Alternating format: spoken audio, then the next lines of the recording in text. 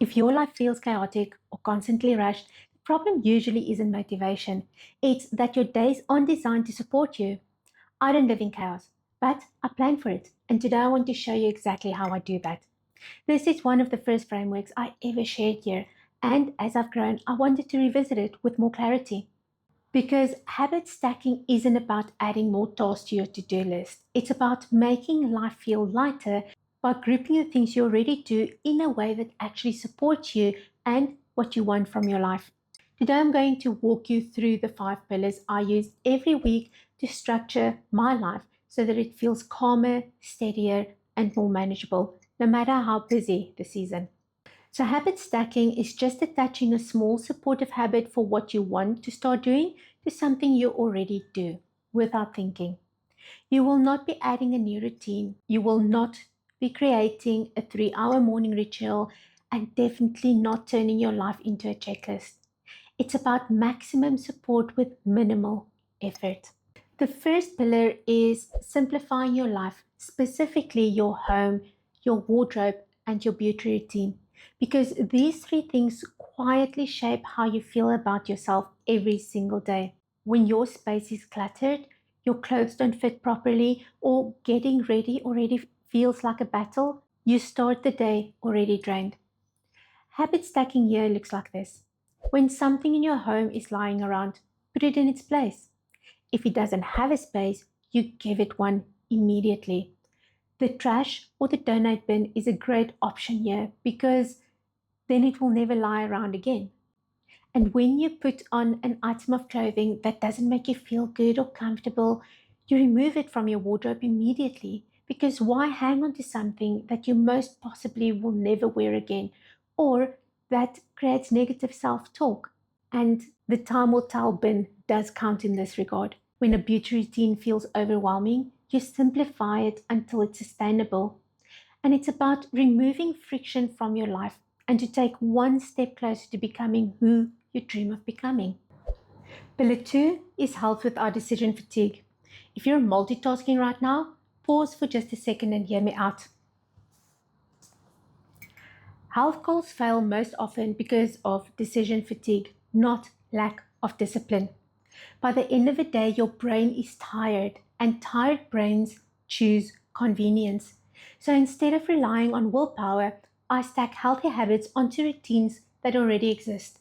For example, grocery shopping becomes a healthy habit.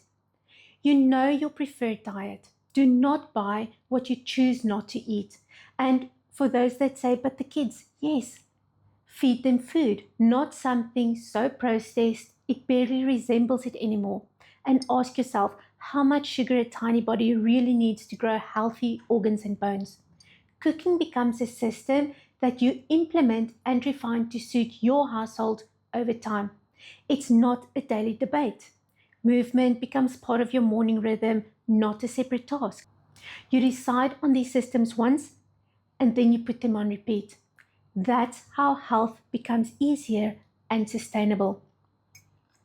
The third pillar is a specific morning routine. You don't need a long, drawn out morning routine. It just needs to be intentional. A specific morning routine tells your nervous system that I'm safe and I'm grounded and I'm in control of my life. That might look like a short walk, making your bed, getting dressed properly, and a 5 minute grooming routine, not because appearances matter, but because how we show up for yourself matters. When mornings are vague, days usually unravel. And when mornings are structured, everything else is steady.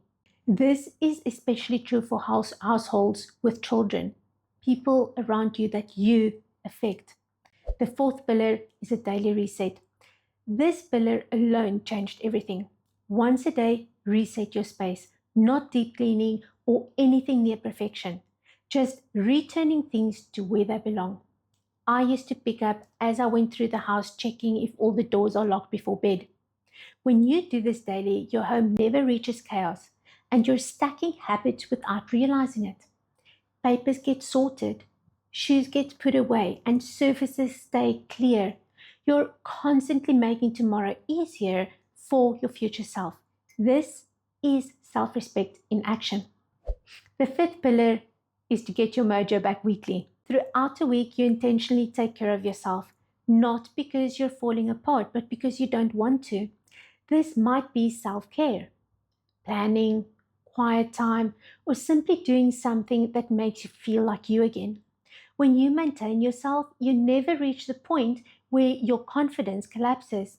You're never scrambling to catch up, and you're staying steady, consistent, and confident. Why does this matter? Because busy has become fashionable. But busy without system leads to burnout, resentment, and self neglect. This framework isn't about productivity, it's about sustainability when life is really busy and messy. When you stack habits intentionally, life becomes quieter and the pace slows down. And in that quiet, you can breathe again. I've created a free resource called the Minimalist Beauty Routine Template. It's designed to help you implement one part of this framework, getting your mojo back through simple low effort habit stacking without pressure or overwhelm or breaking the bank. And if you want more content like this, calm, practical systems for real life and real women, you're in the right place. Life doesn't need to feel this hard all the time. Sometimes it just needs better support, and that's where I come in. So I hope to see you in the next video. Bye.